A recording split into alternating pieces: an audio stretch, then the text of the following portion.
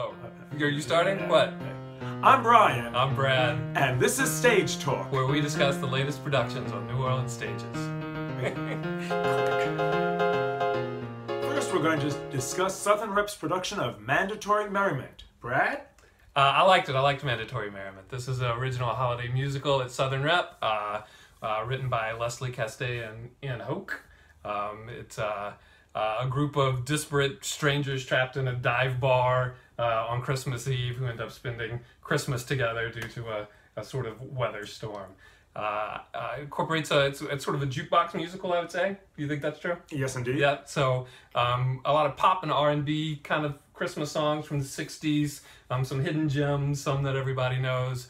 I thought the songs were fun. It was I would say a cute story that Ian Hoke put together.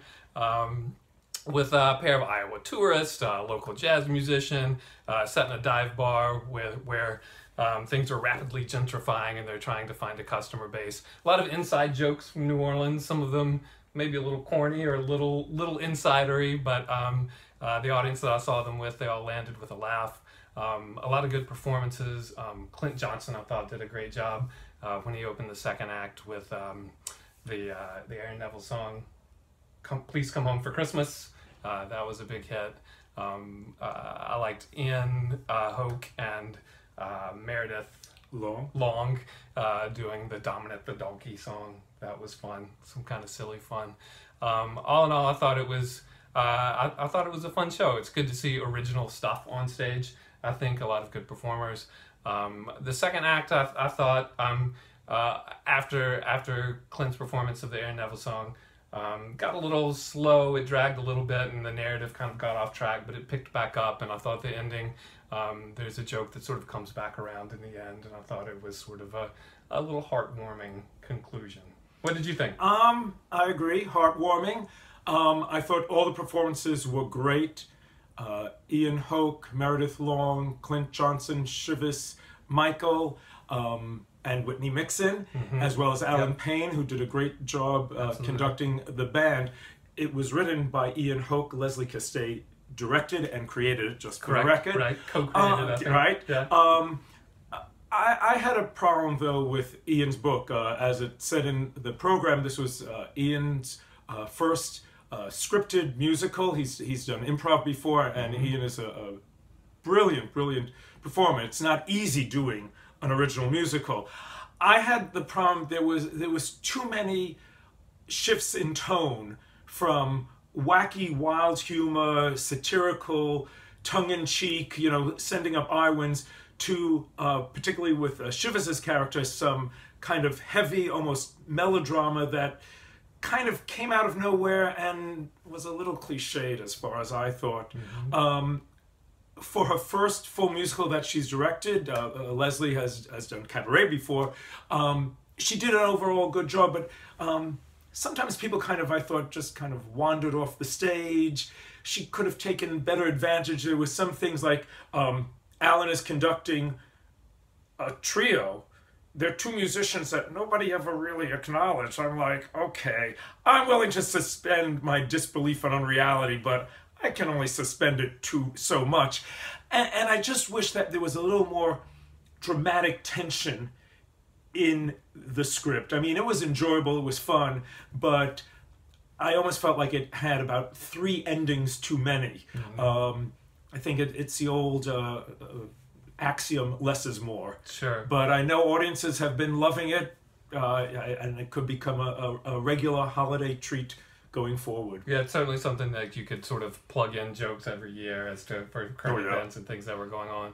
I liked the cameos from a couple of local newscasters, Absolutely. Lee Zurich and David Bernard. I thought that was funny. Yeah, the structure's pretty standard, pretty stock, but a little formulaic, with some of the end characters plugged in there. It worked for me. Very good. Good.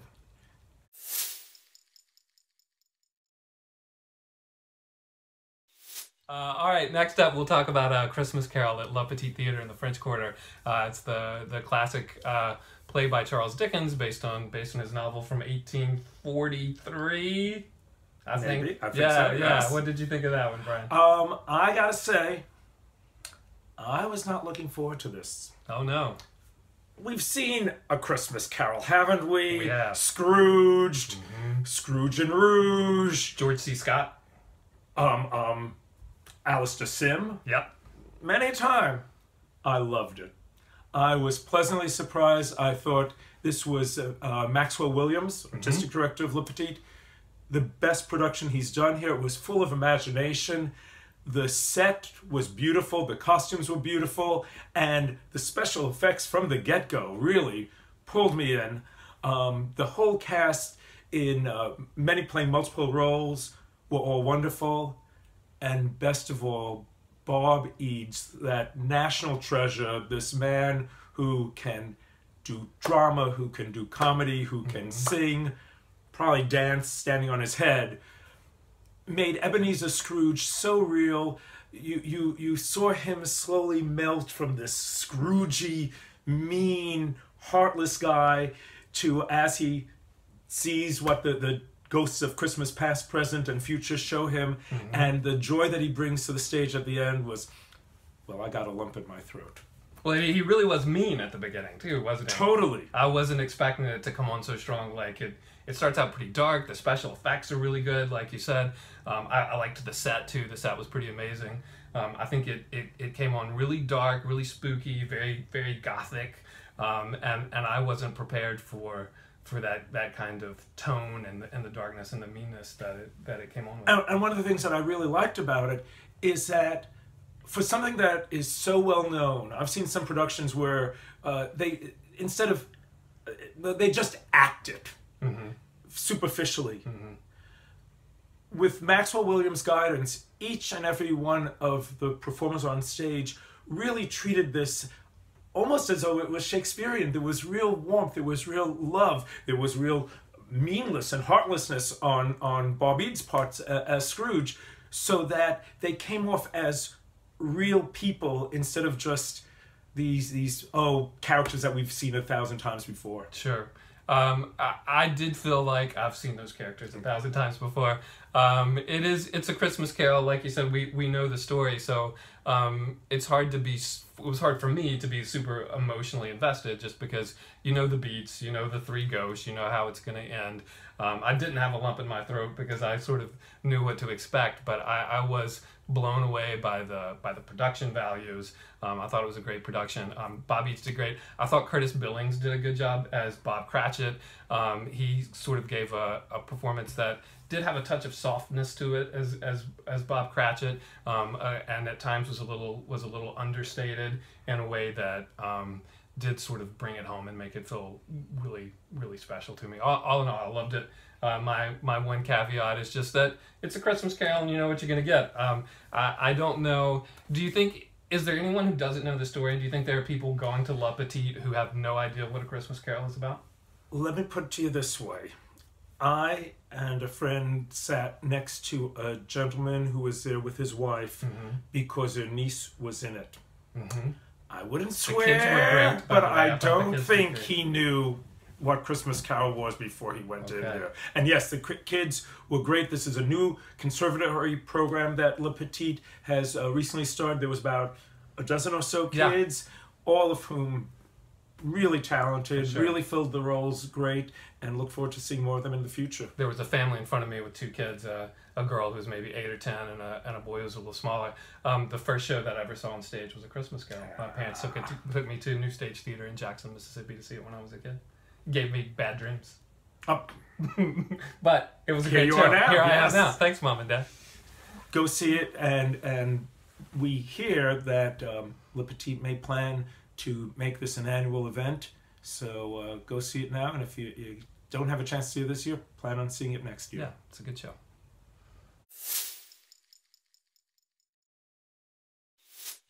For our final discussion on our initial broadcast here, we'd like to chat about the Tennessee Williams Theater Company of New Orleans production of The Mutilated, or as it's now known, a Tennessee Williams Xmas Spectacular, The Mutilated. I think The Mutilated probably doesn't sell tickets at I think you're right. Time, I think you're absolutely right. Xmas Spectacular is probably a good move for the Since it takes place on Christmas Eve. On Christmas Eve in the French Quarter, 1950s.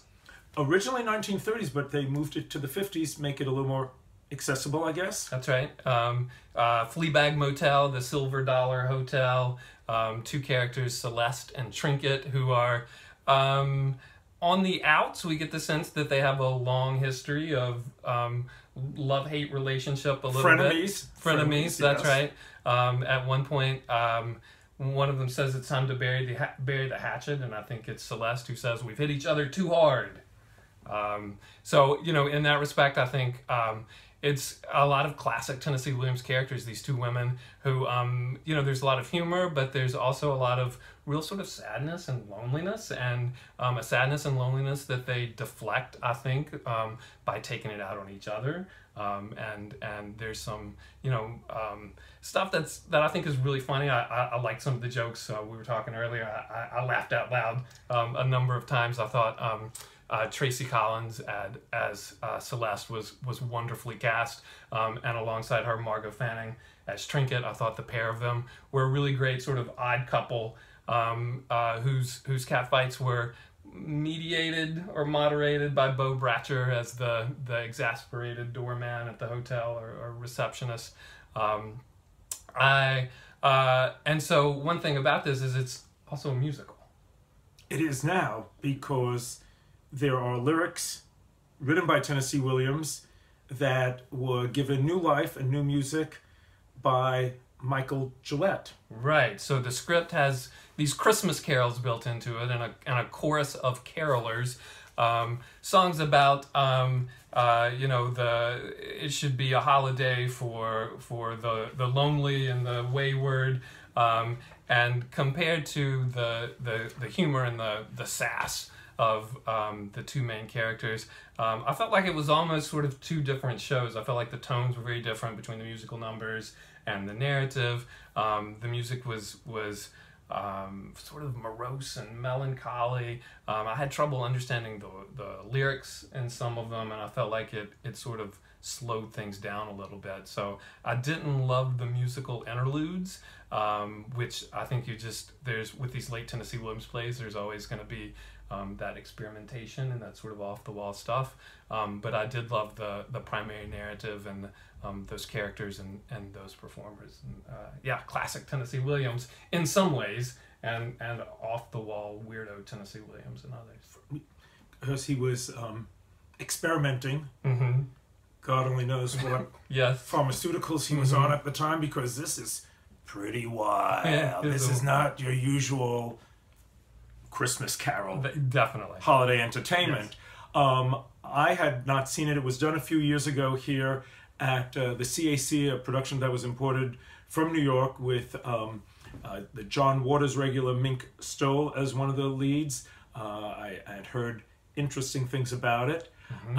I've been going to see productions by the Tennessee Williams Company over the past few years, and I loved it. I thought Augustin J. Correro did a really imaginative job in taking the script and giving it fun bells and whistles, including the music. I did not have a problem with the music. I do agree that Michael Gillette's, and that's why I was looking over to my side to make sure we had his name right, in setting the music, could have done a better job of allowing the lyrics to be more easily enunciated. Mm-hmm. But I like the music. I thought it gave it a kind of ethereal feeling to it. Sure. It reminded me a little bit of Jerry Springer, the opera, in which you combine this beautiful music with this kind of bizarre storyline. I thought the setting, I thought having a drag queen with a wonderful wig done by Brooklyn Schaefer, mm-hmm. That lit up. Abigail Chapatoulas. Absolutely. Mm-hmm. And having audience involvement, having the actors go through the seating area. It really, I found imaginative and great. I just wish the script itself was a little better. You're right, it's classic Tennessee Williams. You see some of the same themes that you've seen in so many of his other shows: loneliness, love, substituting sex for love and intimacy and all that. Augustin Carrero, the director, mentioned to me afterwards that in some ways this was like Tennessee Williams parodying himself. Mm-hmm. There was some funny lines. I just wish it was a little funny, and it has nothing to do with the acting. I thought Tracy Collins was magnificent, So good. with her boobs showing, and So this funny. is not a knock because that's part of the script. That's right. Margot Fanning was alternately funny and moving. And just as a side note, I kept on thinking, could you imagine if you had Lucille Ball and Vivian Vance do those two roles? But that's another story. It really evokes the time period. I think Absolutely. the play and the Absolutely. performances really evokes that post-war. Absolutely. Yeah. But it wasn't until the last third that I got emotionally invested in the characters through no fault of the production, the great production, but just the script. It's not top drawer Tennessee Williams, No. but I'm certainly happy that they gave us an opportunity to see it. Yeah. And a great cast in that chorus. Everybody. Lakeisha Glover and Meredith Owens, and I'm going to forget some people, April Louise, Kyle Dagrapont, off the top of my head. Yes. And Yeah. We can Excuse shout me. out everyone. We've got the playbill. Right.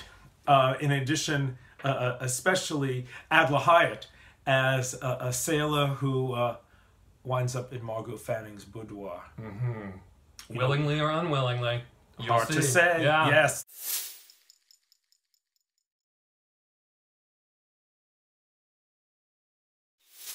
All right. Well, thank you for joining us on Stage Talk. With Brian and Brad. Yep. Hope you'll come back to see us next time. For more Stage Talk, you can join us on Facebook at Stage Beat New Orleans, a collection of reviews, previews, news, features, and profiles all about the New Orleans stage community. So go to Facebook, follow Stage Beat New Orleans, and then you won't have to miss another episode of Stage Talk With Brian and Brad. and Brad. And Brad. How'd you feel about that?